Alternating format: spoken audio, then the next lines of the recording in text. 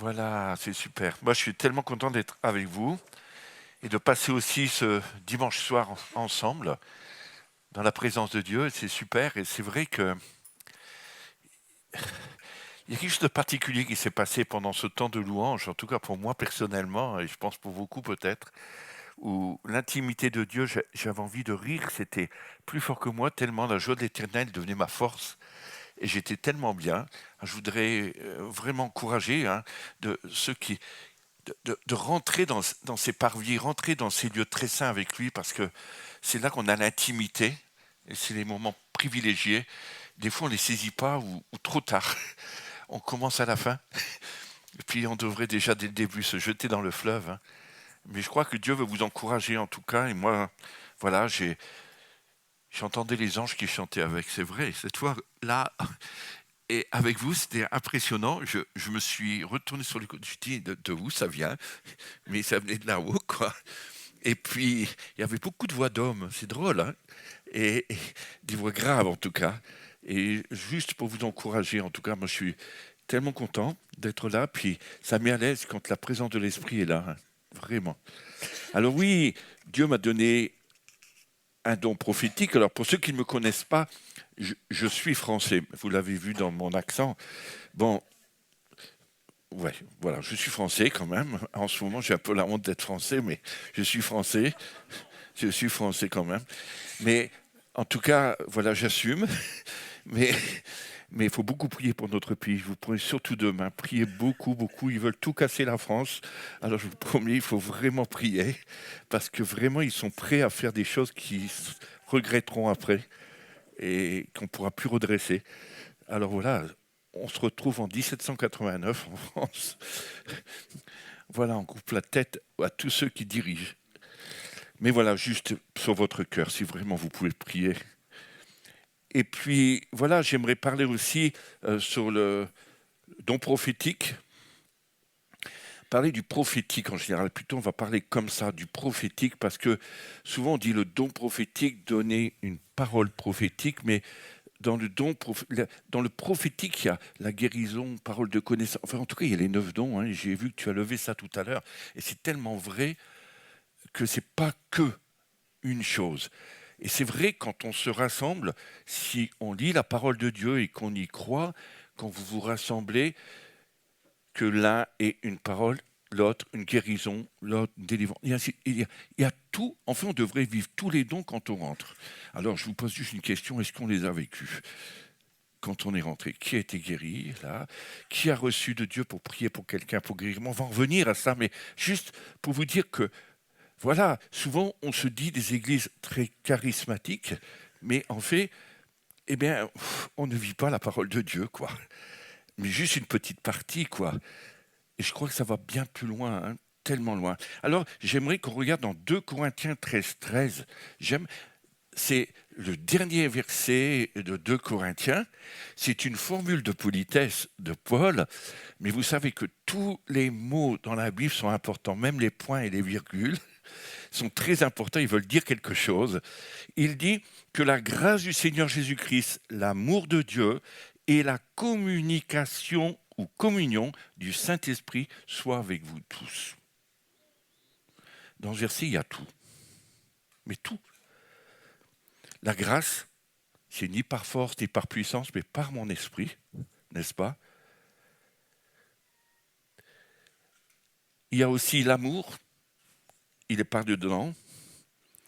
C'est ce qu'il devrait y avoir au milieu de nous. Aimez-vous les uns les autres, aidez-vous, encouragez-vous, exhortez-vous, on peut le prendre dans beaucoup de termes, mais dans l'amour. Et l'amour est une des choses tellement importantes aussi pour vivre ce prophétique avec lui. Si on n'a pas l'amour, on est comme une cymbale qui résonne. Vous avez entendu les cymbales qui résonnent, ça fait un bruit et puis en fait on n'est rien, quoi. Ça sert à rien, on parle dans l'air et ça vaut pas le coup, je crois. Le Père et le Fils nous communiquent les choses au travers du Saint-Esprit. Vous savez, il y a le Père et le Fils discutent beaucoup là-haut. Et ils sont très bavards et ils nous communiquent ce qu'ils veulent faire pour les temps actuels. Aujourd'hui, beaucoup de gens sont dans l'interrogation des temps actuels, mais apprenez à écouter et communiquer avec le Saint-Esprit. Apprenez à écouter sa voix. Vous savez, le prophétique, c'est tout enfant de Dieu devrait pouvoir communiquer avec lui et devrait pouvoir entendre sa voix et pouvoir décider avec lui de choses qu'il doit faire dans son quotidien, dans les petites choses de la vie. C'est pas que parole prophétique, ça va tellement loin. Alors aujourd'hui, on va parler bien sûr des paroles prophétiques, mais je voudrais dire la communion avec le Seigneur, c'est une intimité où tous les jours, tous les instants, on devrait pouvoir parler avec lui. Même dans le business, on devrait faire des affaires qu'avec lui. Je vous promets, il a les solutions même pour travailler. J'ai déjà raconté à plusieurs cette chose, mais il vient encore de m'écrire ce matin un homme d'affaires qui a des voitures de luxe, mais des voitures qui valent très cher. Et il fait ça, il fait carrosserie, il fait tout. Il m'a encore écrit là. Il dit Hervé, je suis béni au-delà même de ce que je peux. Mais il y en a beaucoup qui aimeraient parler comme toi. Et c'est depuis le jour qu'il a décidé d'écouter le Seigneur lui parler et de faire ce qu'il lui disait de faire. Puis depuis le Covid, alors qu'il allait fermer son garage, parce qu'il était désespéré, comme beaucoup de gens dans les entreprises, fermer boutique, mais il a parlé avec le Seigneur. Et le Seigneur lui a montré comment il fallait faire. Il connaît tout. Moi, je veux dire que la communication avec le Seigneur est tellement importante. Vous savez, communiquer, c'est être en complète union d'idées et de sentiments. C'est la traduction du dictionnaire français. Être en communion, en complète union d'idées et de sentiments. C'est ça, communion, la communiquer. Communiquer avec lui, c'est être avec ses mêmes pensées, ces mêmes choses à faire avec lui dans nos quotidiens de nos vies. C'est ce qu'il veut. Et Dieu est triste parce qu'on se dit chrétien, mais on ne communique pas tellement avec lui, sauf pour certaines choses. Quand on vient au culte le dimanche, on va prier, on va louer, mais dans tous les jours, j'accuse pas tout le monde, c'est pas vrai, mais je veux dire en général quand je parle, et c'est tellement important. Une relation avec lui est essentielle, je crois, à notre bien-être spirituel. Pour que des gens n'aient plus de problèmes spirituellement, n'aient plus de dépression, n'aient plus de problèmes tristes, eh bien, ils n'ont qu'à communiquer avec lui. Il leur dira comment faire. J'ai été un homme qui était dépressif. Ça ne se voit pas. Mais pourtant, je vous promets, avant de connaître le Seigneur, j'avais saturé tellement j'avais de boulot. J'avais pété les plombs. Je dormais que 2 heures par nuit. Mais quand j'ai rencontré Dieu et qu'il est venu me parler, je me rappelle de ça, tout a disparu en un instant. J'ai compris, c'est ça. Avec lui, il faut parler, communiquer. Il peut nous éviter tellement de choses et d'événements. Combien de fois, même dans le travail, j'ai communiqué avec lui, ou j'ai pu parler avec lui, même pour réparer des instruments. J'étais régisseur d'un conservatoire de musique, même pour des micros, que je ne connais rien à la technique. Arrivé au moment du concert, plus rien qui marche. Comment faire? On n'a pas le temps d'aller voir un spécialiste. J'ai prié. Montre-moi, Jésus, comment on fait. Mais il sait comment il faut faire. En un instant, j'ai réparé la chose. J'ai jamais eu un son aussi beau de ma vie. Mais alors, c'était magnifique. Je ne sais pas ce qu'il a fait de plus que d'habitude, mais alors c'était super. Mais il aime qu'on communique avec lui dans tous les domaines de notre vie, même pour faire la cuisine. Je vous promets, mettre des ingrédients dans le pâté et qu'il y ait un pâté extra. Mais non, je parle de choses, c'est vrai, je ne réduis pas. Mais Jésus et le Saint-Esprit est tous les jours avec vous, avec nous. Il dit, je serai tous les jours avec vous. C'est pas pour nous laisser tomber, mais nous, on le laisse tomber, quoi. Et bien souvent, on a plein de choses qu'on veut faire par nous-mêmes. C'est vrai, hein? On voudrait tellement faire. On voudrait remplacer Dieu, mais on ne peut pas. Cette communion est importante avec lui. Elle est essentielle. Et je crois que la mesure de notre foi est directement proportionnelle à notre communion avec le Saint-Esprit. Et on ne peut prophétiser que par la foi. On marche sur des œufs, on ne peut que parler, on ne peut que... Oui, je crois, tu me l'as dit, j'y vais. Mais c'est vraiment... Je vous promets, quand moi je reçois des choses de Dieu, j'y vais sans savoir ce qui va se passer, quoi. Mais c'est devenu naturel.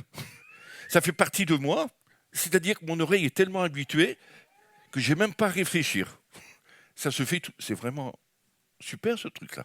Pas besoin de réfléchir, tu te rends compte?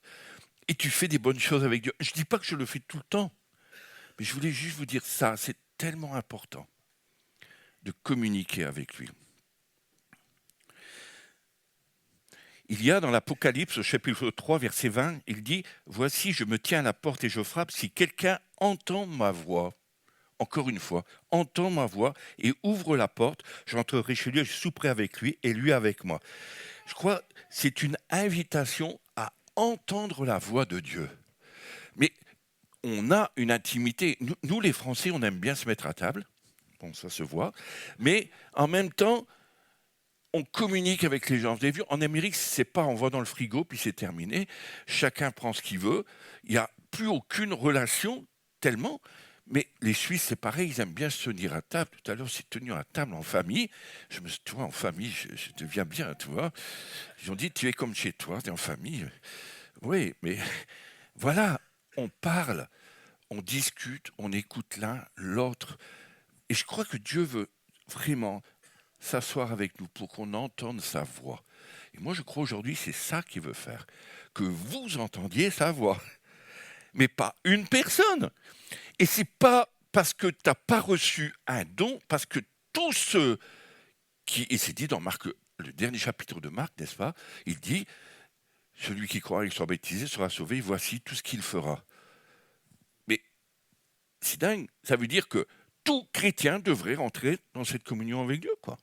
Pour moi, il n'y a aucune hésitation. Je ne dis pas qu'on est toujours prêt à le faire, mais on doit pouvoir rentrer. Il faut apprendre. C'est ce que mon désir aussi de faire aujourd'hui, et le désir des responsables. On a bien discuté sur le sujet avec Julien, c'est ça, Julien? Tu as vu, je deviens bien, je n'oublie pas le prénom. Moi, je me félicite quand tu n'oublies pas quelque chose. Là, tu as vu, champion hein, quand même. Parce que j'ai la faculté d'être un emmental français, avec plein de trous dans la tête. C'est...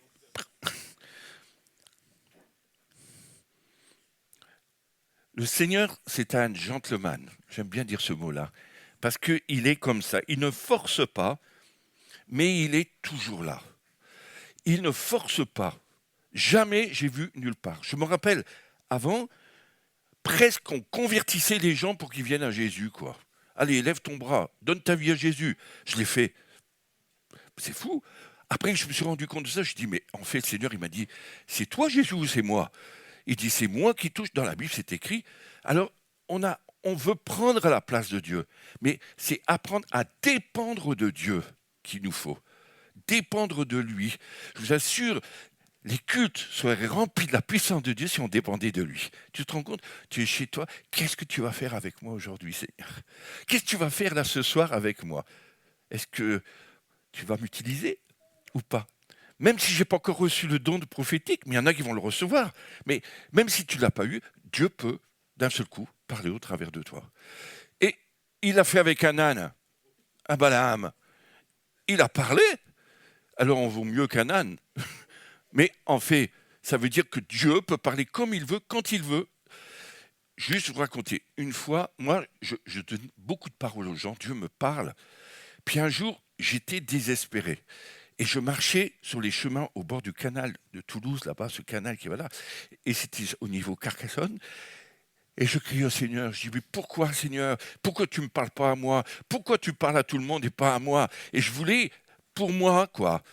Et d'un seul coup, un gars qui fait du jogging, je vous promets, qui vient en courant tous les matins tôt, comme j'étais tôt, il passe et il commence à me prophétiser comme ça, en courant. Et moi, je dis, oh, vous êtes chrétien? Il dit, vous êtes malade, vous? Dieu l'a utilisé sans qu'il s'en rende compte. Je vous promets. Et c'est comme si Dieu me disait, mais tu vois, je fais comme je veux, quand je veux. C'est pas toi qui décides, c'est moi. Et j'étais bouleversé, je me rappelle, je suis rentré chez moi, j'étais tout fou. J'ai dit, c'est difficile à croire une chose pareille. Mais je vous assure, parce que Dieu veut nous parler. Il a envie de discuter avec nous. Il a envie de partager son royaume sur cette terre. Il a envie de sauver l'humanité. Il a envie de révéler à ses gouvernements ce qui se passe et ce qu'ils devraient faire et ne pas faire. Il voudrait vraiment qu'on prenne notre place. Mais où est le corps de Christ? Où est le Saint-Esprit? Où est cette vie prophétique? Où elle est? C'est plus qu'une parole. C'est plus qu'un don. C'est bien plus. C'est notre vie qui est Jésus. C'est plus moi qui vis, c'est Christ qui vit en moi. Vous dites pas ça, c'est bien écrit. Hein. Alors, si c'est Jésus, vous devriez faire les mêmes miracles, les mêmes... Non. Pourquoi on ne les vit plus? Alors, bien souvent, on m'a dit, parce qu'on a évolué. Mais Saint-Esprit, il est toujours le même.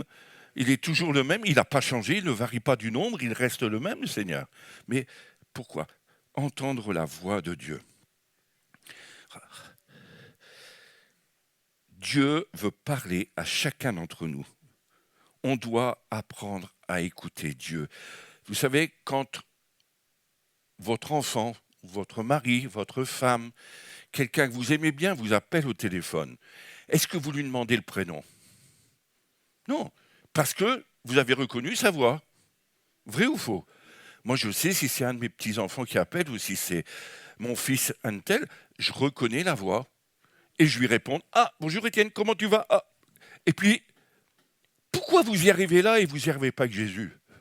Parce que vous n'avez pas de communion avec lui. Et c'est pas se mettre à genoux du matin au soir, c'est partager tout. Moi, j'ai dit, des fois, c'est inutile de passer 1 heure devant lui pour que ça ne change rien, mais jamais passer 1 minute sans lui qu'il faut. Jamais passer 1 minute. C'est-à-dire qu'il doit être dans notre quotidien. Ça ne veut pas dire qu'on est parfait, mais du fait qu'on est avec lui, il nous montre ce qui ne va pas. Et puis on change, si on veut accepter de l'obéir, bien sûr. Alors c'est important. Laissons Dieu être Dieu, même dans notre quotidien. Dieu veut qu'on joue ce rôle concret, ce rôle d'associé avec le Saint-Esprit. Il a besoin de ça. On peut donner des paroles de connaissance, prophétiser, guérir les malades, discernement des esprits. Vous ne trouvez pas qu'on n'en a pas besoin dans nos églises aujourd'hui? Tu te rends compte? Il vient quelqu'un, tu lui donnes une parole de discernement d'esprit, tu vois, mais c'est fou. Combien de gens sont prisonniers parce qu'il n'y a pas eu de discernement d'esprit? C'est un don qui devrait être aussi dans le quotidien de nos vies, je crois, en tout cas. Parole Réma aussi, des fois au travers de la parole, de la Bible, Dieu peut vous donner un verset biblique qui va bouleverser la vie de quelqu'un parce que c'est le verset qu'il faut au moment où il faut. Ça m'arrive souvent avec les Italiens, je ne parle pas italien, mais j'ai tous des gens que je connais en Italie. Et heureusement, c'est bien foutu les téléphones quand même. Et puis, il y a des trucs, traduction, j'ai dit, il faut que je leur envoie ça. Je l'envoie, parti. Des retours tout de suite. Oh, Hervé, si tu savais, ça tombe pile. Pourtant, j'ai fait vite avec le traducteur, mais c'était inspiré de l'esprit. Et je crois que Dieu veut nous apprendre des fois à faire des choses spontanément, comme ça avec lui. J'ai dit hier à plusieurs, mais je dis parce que j'avais mélangé les 2 enseignements avec celui-là d'ici.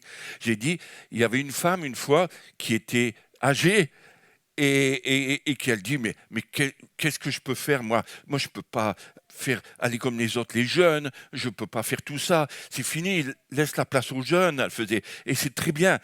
J'ai dit, ah non, non, non, non, non, non, non, là, tu as complètement tort. C'est jusqu'à ton dernier souffle que tu dois être utile par Dieu. Et elle dit, qu'est-ce que je pourrais faire? Et au bout de l'église, il y avait, je vous encourage à en acheter, hein, je veux dire ça au pasteur, il faut acheter des cartes postales, et dessus, des versets bibliques, ça existe, hein, ces trucs, il y a aussi par informatique, mais comme ça, et la personne, je lui dis, tu en achètes une dizaine, ça fait un peu de sous pour l'église, une dizaine, non, je blague, une dizaine, c'est pas très cher, une dizaine de cartes postales, une dizaine de cartes postales, et puis un verset différent pour chaque. Et elle allait à l'église le dimanche matin, avant, elle priait, à qui je dois donner cette carte, Seigneur? Puis elle rentre dans l'église, elle n'avait pas de nom, elle regarde autour d'elle, et toc, elle fonce vers une personne, puis elle dit, tiens, C'est tout. Elle n'a même pas eu de conversation, parce qu'elle n'avait jamais l'habitude d'avoir de grandes conversations, mais elle a donné ça, et ça tombait pile. Tu te rends compte quand une fois c'est arrivé à un couple qui en a bavé avec ses enfants juste avant de venir. Quand il arrive ici, il veut louer Dieu, il peut plus, parce que c'était la panique à la maison, parce que papa s'est énervé, maman aussi, et puis ça va plus. Et puis d'un seul coup, le verset tombe, et, et, et eux ils disent, oh, mais Dieu m'a parlé. Merci, madame. Elle embrasse la dame. La dame, elle a juste donné la carte, quoi. Mais le verset est devenu Réma. Tu te rends compte quand c'est inspiré. C'est pas compliqué de travailler avec le Saint-Esprit, en fait. Je voudrais tellement démystifier tout ça, quoi. Et qu'on apprenne à écouter. Tu me fais respecter le temps. Moi, je peux partir jusqu'à demain matin, mais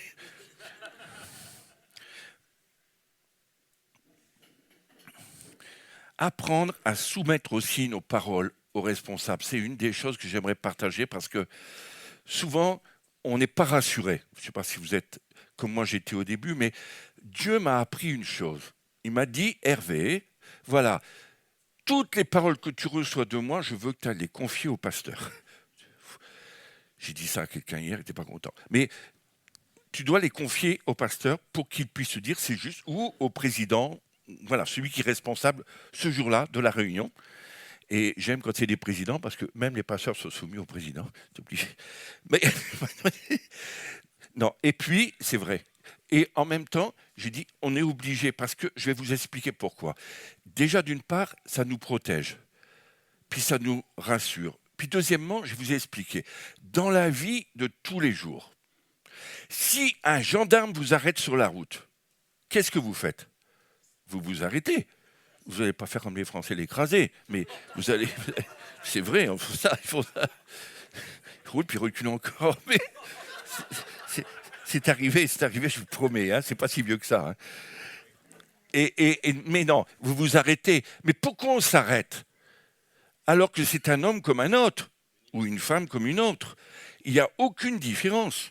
Mais simplement, il a reçu l'autorité de quelqu'un au-dessus de lui.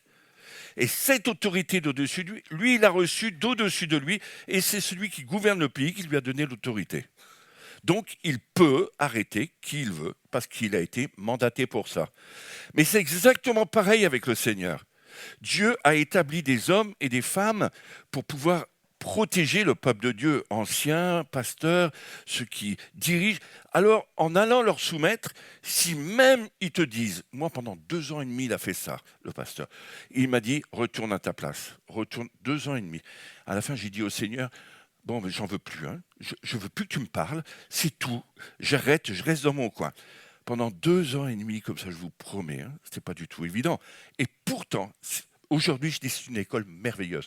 Dieu voulait m'apprendre à me soumettre. Ça ne me regarde plus après. Si l'homme a dit non parce qu'il a discerné que c'était non, eh bien c'est tout. Tu es dégagé, tu as dit ta parole. Tu n'as pas à te culpabiliser de quoi que ce soit. Tu n'as pas à essayer de faire valoir ce que tu as à dire. C'est tout. Parce que tu n'es plus responsable. Tu as déposé. Et moi, je crois que ça nous protège. Et se soumettre, c'est quelque chose de tellement important, moi, je pense, aujourd'hui. Parce qu'à cause de ce manque de soumission, on fait n'importe quoi. Et pour moi, la soumission est très importante, en tout cas dans le domaine prophétique aussi. Et c'est pour ça qu'on aimera tout à l'heure, en tout cas, qu'il y ait des gens, et on en parlera dans 2 minutes, mais qui prophétisent dans l'Église, je prierai pour vous, mais en même temps, de savoir que si on a reçu quelque chose, on peut être accompagné de quelqu'un à côté de nous. C'est comme un grand frère, une grande sœur, quoi. C'est des gens qui ont un peu plus d'expérience et qui peuvent nous aider pour pouvoir nous encourager, puis on leur soumet, puis on va le dire à la personne, et on est protégé comme ça. Et on apprend. Et on apprend par l'amour, mais on apprend aussi en étant soumis aux autorités. C'est drôlement important.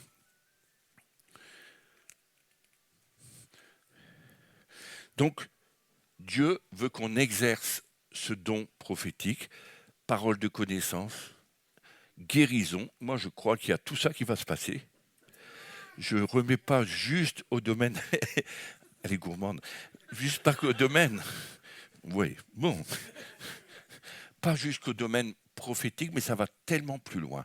Alors moi, j'aimerais qu'on aille beaucoup plus loin. Quand tu as dit ça, j'étais amen. J'étais tout bas. Mais je crois que c'est important parce que on va prier pour que vous puissiez être sensible à ceux qui le désirent, bien sûr, sensible au Saint-Esprit ou exercer ou commencer à entendre Dieu pour faire quelque chose que Dieu vous demande. Et après, quand j'aurai prié, vous recevrez. Ceux qui voudront se lèveront, puis on priera pour vous, puis après, vous, tu prends la direction. Il va gérer après, parce que moi, je ne sais pas trop gérer tout ça. Je ne connais pas l'Église. Mais après, on apprendra à pouvoir le faire avec quelqu'un, pour ceux qui veulent. Mais même si tu as demandé à recevoir cette onction, cette sensibilité, cette vie de l'esprit, il n'est pas obligé que tu le fasses aujourd'hui non plus. Tu n'as aucune contrainte. C'est pas parce que tu t'es levé qu'il faut absolument. Si tu n'as rien, tu n'as rien. Si tu sens pas d'aller voir quelqu'un, ou même des fois, c'est pas grand-chose. Faire un câlin à quelqu'un, je vous promets. Hein. Des fois, j'ai vu des gens se mettre à pleurer après parce qu'ils avaient besoin de guérison. Et c'est des petits gestes, ou de dire je t'aime. Quoi. Quelqu'un qui ne l'entend jamais, tu tombes pile. C'est pas grand-chose. Un petit mot, quelque chose que Dieu va te dire. Il n'est pas obligé de faire des grandes phrases. On apprend après à faire des plus grandes phrases. Mais là, on apprend juste à écouter ce que Dieu dit. Et on le retransmet. C'est drôlement important. Et de faire quelque chose. Parce que vous savez, au milieu de nous tous, il y a plein de gens qui ont des problèmes, des situations difficiles. Le peuple de Dieu est des fois tellement malade. Puis peut-être qu'il y a une personne ou deux ici que c'est la première fois qu'ils vont vivre les choses de l'esprit, puis qu'ils vont avoir quelqu'un qu'ils ne connaissent ni de loin ni de près et qui va prier pour eux, et puis qu'ils vont être bénis. Et ça ne sera pas le grand ministère. Non, c'est Jésus qui bénit. Et ça, il faut le comprendre. Ce n'est pas un homme. Ce n'est pas parce qu'on sera le meilleur parce que quelqu'un va être guéri. C'est faux. On n'est pas le meilleur après ça. Mais être un canal, c'est tellement important, tu te rends compte? Dieu veut qu'on retrouve cette communication avec lui, cette communion ensemble pour pouvoir, avec lui, faire des choses qui vont nous dépasser. Et je pense que l'Église a besoin de grandir dans ce domaine. Je suis sûr, tout à l'heure, je sentais quand vous louez qu'il y avait la présence de l'Esprit, tu vois, mais aller plus loin dans tout le reste, quoi. Des fois, on a acquis des choses parce qu'on a appris, on s'est senti à l'aise. Dans toutes les églises, on n'est pas à l'aise comme ça, hein, je vous promets, hein, c'est pas du tout évident. Et certaines églises, ça peut être à brancher. Quoi. Moi, j'ai vu une fois une église, juste pour une histoire, il y avait des femmes là, les hommes là. Les femmes devaient être voilées, la femme n'avait pas le droit de chanter, puis l'homme devait chanter. Alors les hommes, oh, oh, comme pas une femme qui branchait. Je dis, mais c'est pas possible. Et c'est moi qui devais prêcher après. Je vous dis pas, j'ai bien de ces pétards. Mais et il y a des femmes qui ont crié Amen. Et je crois que les hommes après ils devaient être fâchés. C'est dans l'Italie profonde. Et c'était des églises très, voilà, fermées, mais charismatiques, j'en sais rien. En tout cas, ils disaient ça. Il y avait que les hommes qui avaient le droit. C'est des machos. Moi, je suis tout le contraire de ça. Alors, je ne suis pas très à l'aise avec ça, les machos, mais je crois que Dieu veut vraiment nous apprendre à exercer avec lui, tout simplement. Pas être compliqué. On n'est pas des grands ministères, moi non plus d'ailleurs, mais on apprend. Ce qu'il veut Dieu, c'est qu'on lui obéisse et qu'on fasse ce qu'il nous demande à chacun d'entre nous. Et après, on peut être corrigé. Alors, ça, c'est l'autre sujet. J'aimerais qu'on accepte d'être corrigé. Moi, j'ai accepté d'être corrigé. Si on se trompe, eh bien, on demande pardon. Je vous raconte un défaut que j'ai eu. Comme ça, vous comprendrez que ça m'arrive aussi. Ça va pour vous comme ça? Et après, j'arrête. Approprié. Juste, c'était un grand rassemblement. Il y avait beaucoup de monde. Ils m'avaient invité. C'était fou, quoi. Et c'était en France.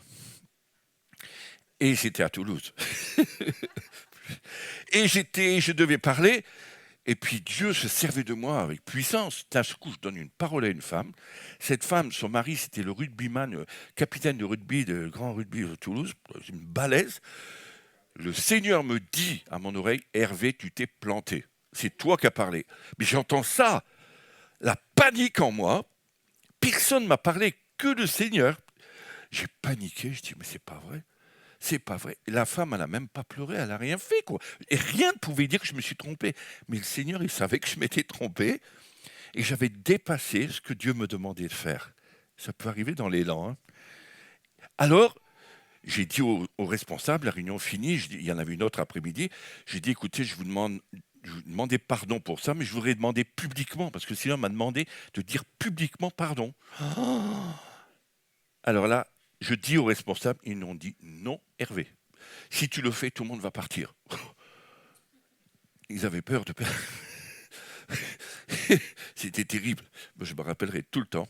Et puis, j'ai dit, eh bien, écoutez, si, je le ferai parce que Dieu me le demande, et moi, j'obéis mieux à Dieu qu'aux hommes. Et ils m'ont dit, comme tu veux, tu en prends la responsabilité. On m'a fait souvent ce truc-là. Tu en prends la responsabilité. Oui. Bon, mais tant pis, on verra. Mais en tout cas, je vais obéir à Dieu.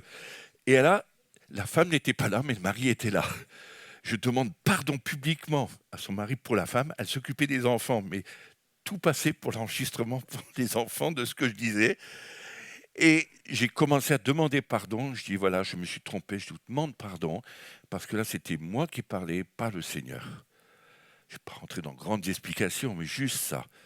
Écoutez, à ces moments-là, l'onction de l'Esprit est descendue. J'ai jamais vu autant de guérison. Mais Dieu m'utilisait avec une puissance comme jamais. Parce qu'il dit, tu as obéi et tu as demandé pardon. Pardon, c'est une puissance qui libère aussi, n'est-ce pas? Et moi, je crois que c'est tellement important de demander pardon. Mais ça nous coûte. Parce que tu as l'air bête, quoi, devant tout le monde, de montrer que tu n'es qu'un homme et que tu peux te planter. Je peux me planter, on peut. Mais il ne faut pas rester avec cet état d'esprit. On demande pardon et on se relève. Vous voyez, tout de suite, Dieu m'a relevé. Tout de suite. Alors après, j'ai dit, mais Seigneur, je ne méritais même pas. C'est des coups d'humilité après. Tu te dis, vraiment, je ne suis pas grand-chose, un petit rien, je peux déraper. Mais je crois que Dieu veut nous apprendre à obéir à sa voix, à être soumis, à de pouvoir reconnaître qu'on peut se tromper. Alors tant qu'on a quelqu'un à côté de nous ou un responsable à qui on peut communiquer, on est protégé. Mais je dis ça pour tous les gens qui osent aller voir des individus tout seuls, sans témoin, et qui prophétisent et puis qui démolissent des gens en 2 minutes. Moi, j'ai vu ça beaucoup de fois. Alors, je crois qu'on a, même si vous voulez donner quelque chose à quelqu'un, prenez quelqu'un d'autre à côté de vous, juste pour qu'il y ait un témoin, même s'il ne fait rien. Moi, j'ai pris des gens, ils n'ont rien fait, puis je dis, viens avec moi, je veux donner quelque chose à quelqu'un, là en particulier, parce que j'ai besoin d'un témoin, quoi, juste pour dire que je n'ai pas agressé, j'ai pas... Voilà, tout a été fait comme il fallait. On ne sait pas, vous savez. Et je crois que tout ça, on doit changer dans nos mentalités. J'arrête là, promis.